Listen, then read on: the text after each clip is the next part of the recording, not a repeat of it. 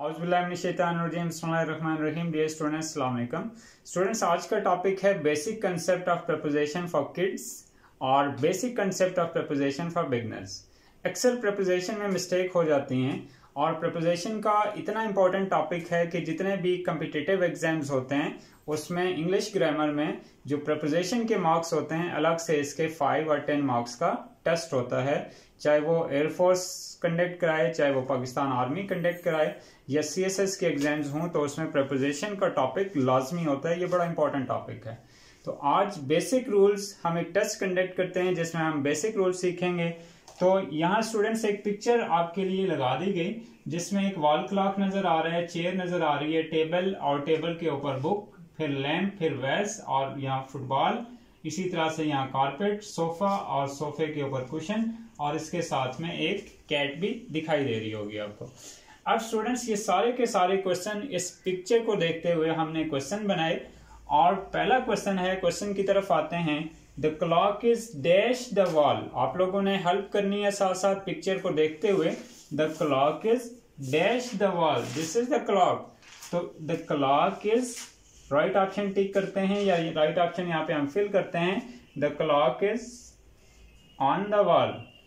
अब ऑन और eight, on का मतलब किसी चीज के ऊपर यानी ऊपर रखना ऑन, जैसे the book is on the table. At places के लिए इस्तेमाल होता है, लोकेशन के लिए इस्तेमाल होता है, एड्रेसेस के लिए इस्तेमाल होता है। कोई पर्टिकुलर एड्रेस हो तो वहां एट लिखा जाता है। नॉर्मली किसी चीज के ऊपर के लिए ऑन इस्तेमाल होता है। नेक्स्ट है this one, chair. The chair is dash the table. The chair is obviously on तो है नहीं, beside the table, beside the table. Number 3, the carpet is dash the floor. The carpet is dash the floor. This is the carpet. The carpet is at or on. The carpet is on the floor. The flowers are dash the vase. In or into. अब students, in का मतलब होता है किसी चीज में, into का मतलब भी होता है किसी चीज में या किसी चीज के अंदर। इन तब लगाना है जब कोई चीज किसी चीज के अंदर हो, ठीक है, और उसमें कोई हरकत ना हो उस चीज की। जैसे I have no money in my pocket, I have a pen in my pocket, I have a pen in my pocket. अब इनटू कब इस्तेमाल करना है? He jumped into the river, यानी उसने दरिया में छलांग लगाई, तब इनटू इस्तेमाल करेंगे क्योंकि छलांग लगाने के बाद ऑब्वियसली वो हरकत करेगा।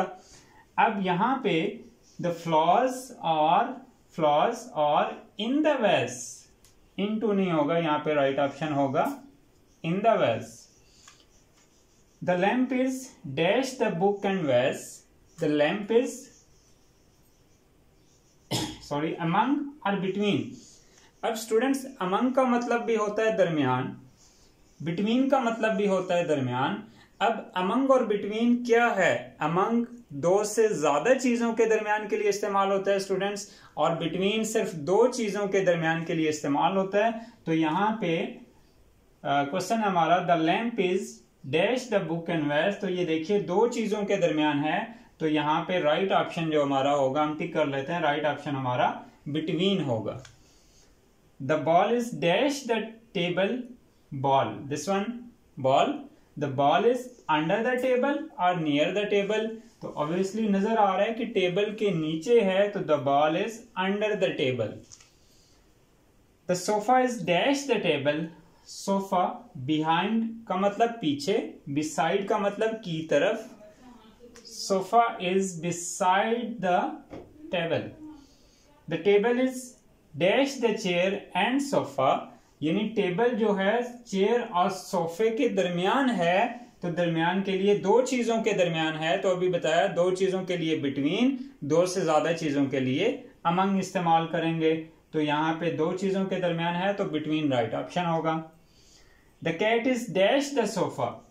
द कैट इज बिसाइड यानी सोफे के साथ, नियर सोफे के करीब। तो स्टूडेंट्स ये ऐसे अभी फिल इन द ब्लैंक्स है। Number 9, I repeat, the cat is dash the sofa, यहाँ अगर बिसाइड टिक करते हैं तब भी ठीक है और यहाँ पे आप नियर टिक करेंगे तो तब भी ठीक है। तो इसमें दोनों ऑप्शन हैं, कोई एक आप टिक करना है तो जो आपका दिल करे, बिसाइड भी हो सकता है और नियर भी हो सकता है। The book is dash the table, book ये नजर आ रही है, टेबल पर है, the book is on the table. The clock is dash the table, behind नहीं, टेबल के पीछे नहीं है बल्कि टेबल के ऊपर है, अबव, अबव का मतलब ऊपर की सतह पर, above the table. The cushions are dash the sofa, cushion ये सोफे के ऊपर पड़े हुए हैं, तो cushions are on the sofa. तो होप श्योर आपको ये प्रपोजिशन का बेसिक कंसेप्ट क्लियर हुआ होगा। पिक्चर्स को अच्छी तरह से देखिए और पिक्चर्स को देखते हुए हमने ये एक्टिविटी बनाई।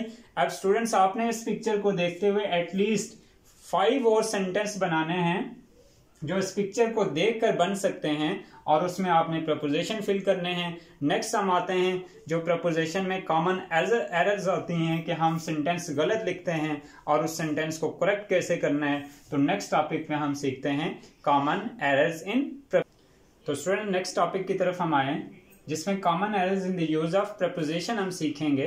प्रपोजिशन में सेंटेंस ऐसे होते हैं कि बाज़ दफ़ा हम लिखने में मिस्टेक कर जाते हैं और इन्हीं कॉमन एरर्स को करेक्ट करेंगे और हम देखते हैं कि सेंटेंस कैसे लिखना चाहिए हमें। हमारे पास 20 सेंटेंस हैं जो आज की क्लास में हमने सीखने हैं और हर एक सेंटेंस के अंदर यहाँ पे मिस्टेक है, कहाँ प्रपोजिशन कौन सा लगाना है और कहाँ प्रपोजिशन नहीं लगाना। तो प्रैक्टिस करते हैं, आपने मेरा साथ देना है। पहला सेंटेंस है, पहले सेंटेंस की तरफ आते हैं। He is angry on me, he is angry on me नहीं, he is angry with me, यानी ऑन की जगह आपने विद लगाना है। सेंटेंस के अंदर ही करेक्शन कर रहा हूं ताकि कम से कम टाइम में ज्यादा से ज्यादा सेंटेंस सॉल्व हो। दूसरा सेंटेंस है he is suffering with fever. तो students he is suffering with fever नहीं होता, he is suffering from fever, he is suffering from fever. Next sentence है ही डाइड फ्रॉम कैंसर। किसी बीमारी की वजह से कोई भी जब मर जाता है तो स्टूडेंट्स उस टाइम डाइड ऑफ यूज करना है, डाइड फ्रॉम यूज नहीं करना। तो इसको भी क्रॉस करते हैं, डाइड ऑफ यूज करना है। Look this word in dictionary. Dictionary में कोई भी चीज देखें तो लुक नहीं कहते, उसको लुक अप कहते हैं, यानी लुक भी इस्तेमाल होगा। Look up this word in dictionary. Next sentence है ही केम हेयर ऑन ट्रेन। अक्सर हम कहते हैं कि वो हमारे घर ट्रेन पर आए, तो बात तो सही है कि ऑन ट्रेन, लेकिन ऑन ट्रेन नहीं होता, he came here by train, यानी बाय ट्रेन, या he came here by van, by bus. What is time on your watch नहीं, what is time by your watch, कि आपकी घड़ी के मुताबिक क्या वक्त हुआ है। I shall accompany with you. अक्सर हम बोलते हैं कि मैं आपके साथ कल कंपनी करूंगा, आई शैल अकम्पनी विद यू। तो आई शैल अकम्पनी विद यू, मैं कल आपके साथ कंपनी करूंगा, का साथ दूंगा। तो यहाँ स्टूडेंट्स प्रपोजिशन की जरूरत नहीं है, प्रपोजिशन के बगैर सेंटेंस ठीक है। I shall accompany you.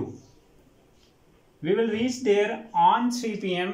On हमने पढ़ा था कि डेट के लिए इस्तेमाल होता है, लेकिन यहाँ टाइम है, तो we will reach there on 3 PM नहीं, टाइम के लिए एट इस्तेमाल होता है। It is time to rest. अक्सर हम बोलते हैं it is time to rest, लेकिन स्टूडेंट्स ये सेंटेंस गलत है। It is time to rest नहीं होता, it is time for rest होता है। तो इसको ठीक करते हैं, it is time for rest. Monkeys live on tree, कि बंदर जो हैं दरख्तों पर रहते हैं, ऐसे ही है। Monkeys live on trees. तो students monkeys live on trees नहीं, बल्कि करेक्ट इसकी प्रपोजिशन है मंकीज लिव इन ट्रीज। अब वो दरख्तों में रहते हैं। देख, पढ़ने में तो ऐसे ही बोला जाता है कि बंदर जो हैं दरख्तों पर रहते हैं, या परिंदों ने दरख्तों पर घोंसला बनाया। तो लिखने में मंकीज लिव इन ट्रीज लिखना है, ये याद रखिएगा। नेक्स्ट सेंटेंस है he is ill from fever नहीं, he is ill with fever. I am glad on your success. अक्सर हम कहते हैं कि I congratulated her on success. तो I am glad at your success, glad on ने इस्तेमाल करना, रॉन्ग हो जाएगा sentence. He is blind from one eye, he is blind from नहीं, he is blind of one eye. India is in the east of Pakistan, देखने में तो ये भी सही लग रहा है, लेकिन लिखने में ये गलत है। India is in the east नहीं, India is to the east of Pakistan लिखा जाएगा। आई स्वर ऑफ अल्लाह, आई स्वर ऑफ गॉड, अक्सर हम कहते हैं आई स्वर ऑफ अल्लाह, लेकिन यहां पे स्टूडेंट्स आई स्वर ऑफ यूज नहीं करना, आई swear bye God, I swear by Allah. Send this letter on his address, जब किसी को लेटर सेंड करना हो तो वहां आपने देखा होगा कि जिसको सेंड करना है उस तरफ टू लिखते हैं, जिसको सेंड करना है, तो यहां भी प्रपोजिशनल एरर है, send this letter to his address. We reached at the railway station, ये भी देखने में ठीक लग रहा होगा आपको कि सेंटेंस ठीक है, we reached at the railway station. अब यहां भी स्टूडेंट्स सेंटेंस में प्रपोजिशन की जरूरत ही नहीं है, यहां पे एट हटा दें। We reach the railway station, we reach the railway station, sentence ठीक पढ़ा जा रहा है, ठीक हो गया। Divide these mangoes among two boys, among और बिटवीन दो ऐसे प्रपोजिशन हैं कि बिटवीन इस्तेमाल होगा दो लोगों के दरमियान, और अमंग इस्तेमाल होता है जब दो से ज्यादा लोग हों तो वहां अमंग इस्तेमाल होता है। अब divide these mangoes among two students नहीं, between two students or between two boys. He went for riding, he went for riding नहीं sentence, he went for a ride or he went riding, यहाँ for remove कर देंगे तब ठीक है, या ये sentence यूं भी लिखा जा सकता है, he went for a ride, यानी इसका alternate option भी है, he went for a ride. The first world war was fought during 1914 to 1919. अब यहां पे ड्यूरिंग प्रपोजिशन है, लेकिन दो चीजों के दरमियान के लिए भी हमने ऊपर सीखा क्या लगाना है हमने, यस दो चीजों के लिए आपके जहन में आ रहा है, तो बिटवीन लगाना है हमने दो चीजों के लिए।